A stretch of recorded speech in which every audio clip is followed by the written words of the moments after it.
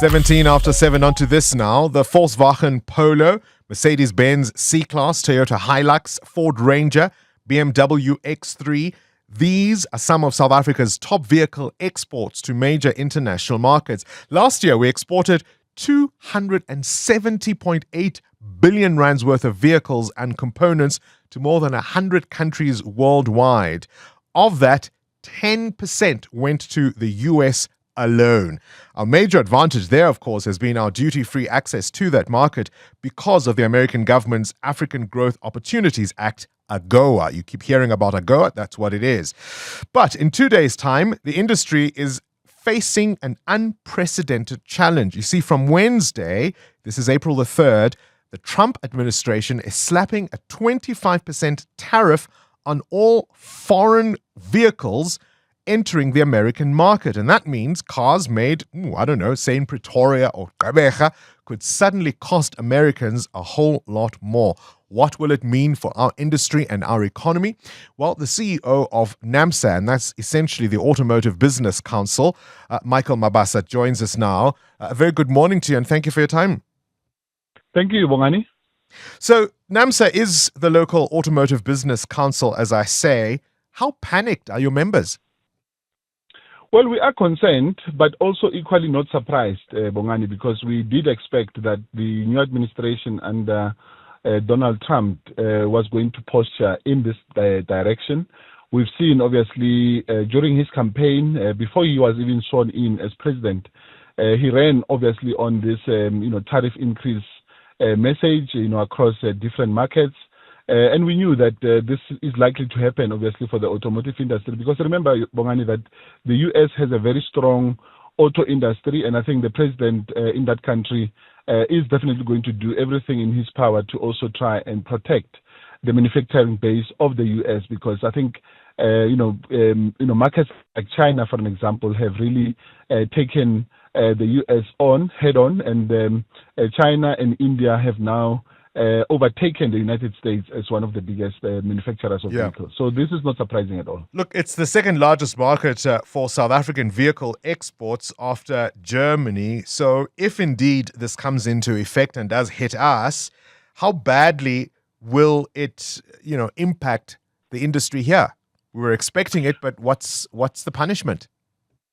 Well, look, it will impact South Africa very, very hugely. And maybe let's make some, very practical example. If you take, for example, a company like BMW, which is producing the X3 plug-in hybrid from our Roslyn plant in Tshwane, that particular vehicle is actually only produced in South Africa. There's no other market in the world that produces an X3 plug-in hybrid anywhere else in the world. And what that means is that, the citizens of the United States, if they want to buy that specific vehicle, they will obviously have to spend more money in order for them to be able to buy that vehicle. For us as a country, it would mean that our capacity to be able to produce for that market is also going to be constrained, because we are obviously likely to see a decrease in orders for those particular brands that are going into the United States, because they've become relatively more expensive because of the tariffs that are going to be imposed. I mean, what will it mean for our competitiveness as a global automotive manufacturing hub? Because the reason some of these international brands are producing their products here was because of this duty-free access I mentioned through AGOA. And although, of course, this tariff is being applied to foreign-made vehicles broadly, does AGOA not protect us? Well, look, I think AGOA, as we all know, Bongani, it is also coming for a renewal at the end of September this year. And our predictions currently, particularly because of our rocky relationship with the United States, we believe very strongly that that particular agreement is also likely to be impacted, because we've requested, obviously, we've had some fantastic conversations with the Biden administration. We had a very strong delegation that came into South Africa last year from Congress, and we've had some very, very progressive conversations to try and protect not only the existing contract, but also to expand the agreement so that it can also be able to reach many other African countries that are currently not beneficiaries of AGOA, because we believe very strongly that there are a number of African countries that are currently exporting vehicles and also other components and also other different commodities into the United States that we wanted to include in that particular agreement. So definitely, I think our competitiveness as a country and also as a vehicle producing nation is definitely going to be impacted, because also remember that South Africa currently produces more than 54% of the African production in Africa. So we are the biggest producer of vehicles in the continent, and certainly if the president of the United States continues to impose these tariffs, we will certainly our competitiveness will absolutely be impacted. Yeah. There's no doubt about that. Yeah. Look, April 3rd is D-Day, when the administration releases its list of affected products. But even if by some miracle we were to escape this time around, it really would be a mere stay of execution, because all indications are we might be out of AGOA when it comes for renewal in September. So let's talk about the effects then of all of this. If it happens, will it be felt rather immediately? It will be felt immediately, Bongani, because remember, the manner in which people order vehicles today is a lot different to how they used to do previously. So a person walks into a dealership, makes a request for a vehicle, and they specify exactly that in this vehicle I would like to have a sunroof, I would like to have these particular additions to my vehicle. So we now manufacture vehicles purely based on the specifications of the customer.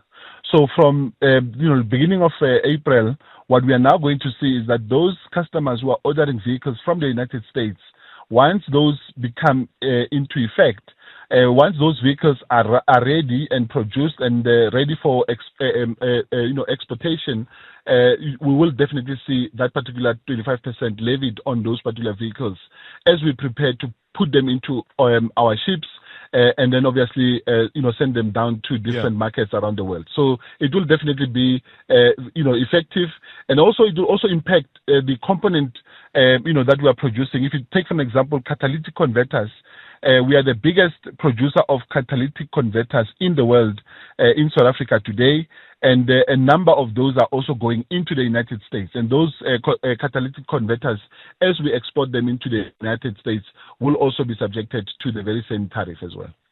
Gosh, so if you're a worker in the automotive sector listening to us right now, if you're driving in your BMW on the way to Roslyn, how worried should you be?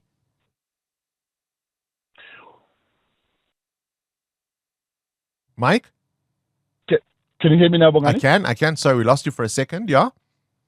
Yeah, no. Look, I think for South Africans, this will not necessarily impact those who are driving their BMWs. No. I meant, I was being silly in my example, but I meant if you're an automotive worker, if you're in this industry, and I was thinking, if you work in Roslyn, presumably you're driving a BMW, I don't know.